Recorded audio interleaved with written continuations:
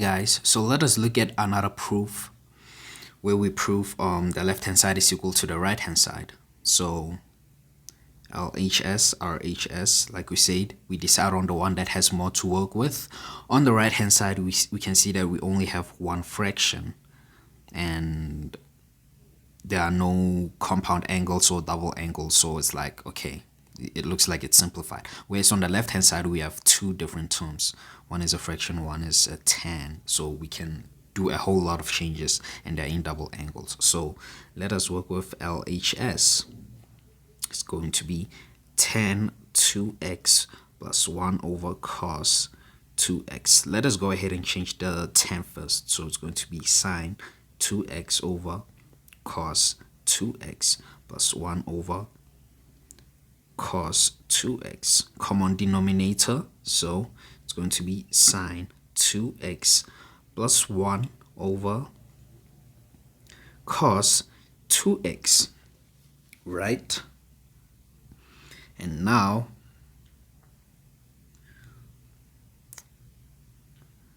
looking at our double angle formulas, we have choices. Okay, for sine 2x, we don't have choice because it's one thing. So let us go ahead and write out the sine 2x first. So it's going to be 2 sine x cos x plus 1. Okay. And now the cos 2x, which is here at the denominator. When we look at the right hand side, the simplified version has both cos and sine at the denominator. And yeah, it's 2 cos 2x. We have three options. So since there's a cos x and a sine x at the denominator at the end, we kind of want to see that, okay, this version only has sine, this version only has cos, but this version has both cos and sine. So maybe we can work with this, and maybe some way, somehow, we're going to get to cos x and sine x since there's both cos and sine. Even though these ones are squared, but they can be factored out, and maybe one of the factors will cancel at the numerator. We don't know. Let's see.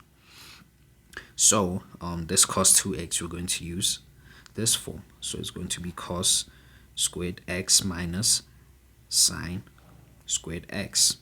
Let us go ahead and factorize it immediately.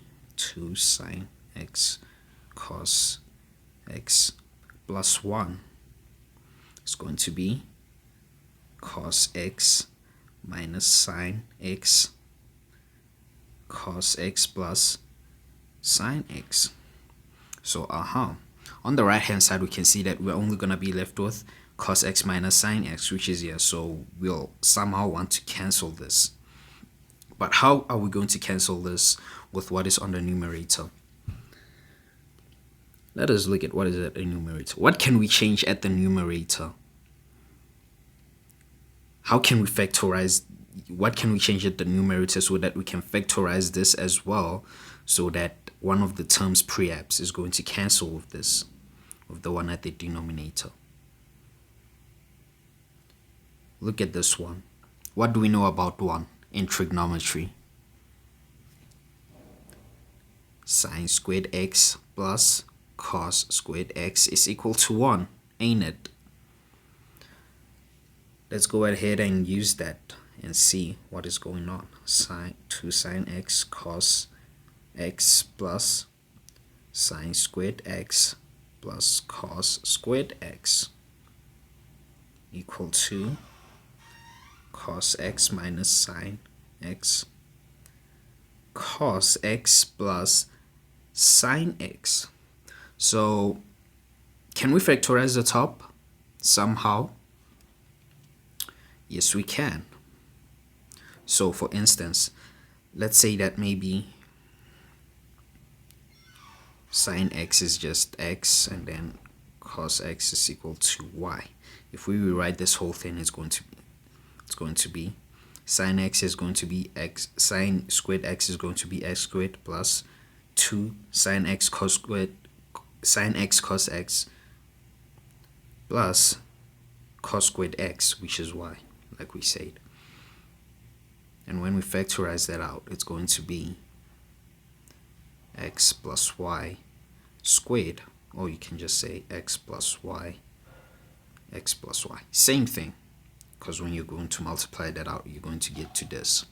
So you kind of needed to see that, right?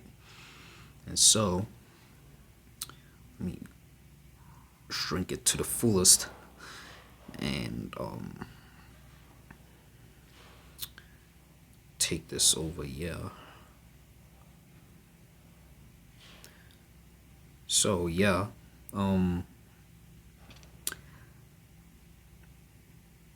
it's going to be equal to okay, we might as well just write this factorized version already. We said our x is sine x, and then our y is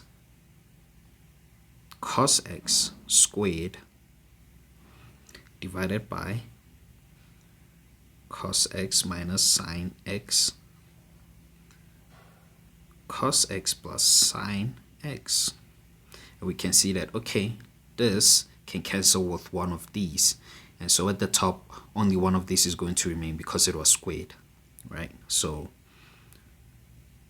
we can rearrange and say cos x, well, let's just keep at it as sine x because it wouldn't matter in any case.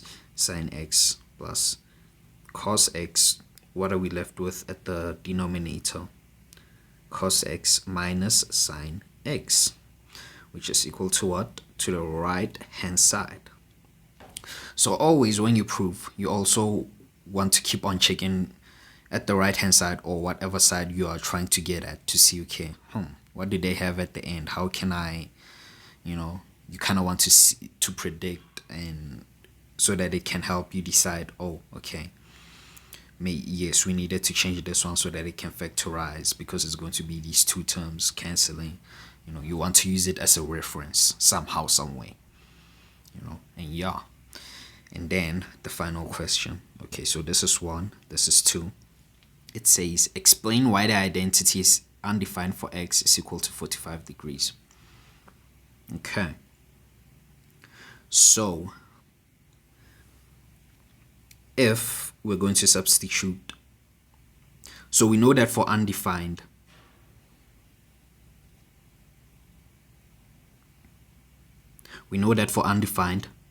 the denominator must be 0. So meaning that, okay, this would have to be 0 in order for it to be undefined. This over here would have to be 0 in order for it to be undefined. So if we sub x as 45, let's do it in this side. At denominator, if we sub x as 45, it's going to be cos 45 degrees minus sine 45 degrees, which is going to be square root 2 over 2 minus square root 2 over 2, which is going to be what? 0. So that can be your explanation. You can show it like this. If you substitute x as cos 45, and maybe you can just say identity is undefined if denominator is 0, right? And yes, always remember, for undefined, the denominator has to be 0 because you cannot divide by 0, hence undefined. And yeah, thank you. That is all.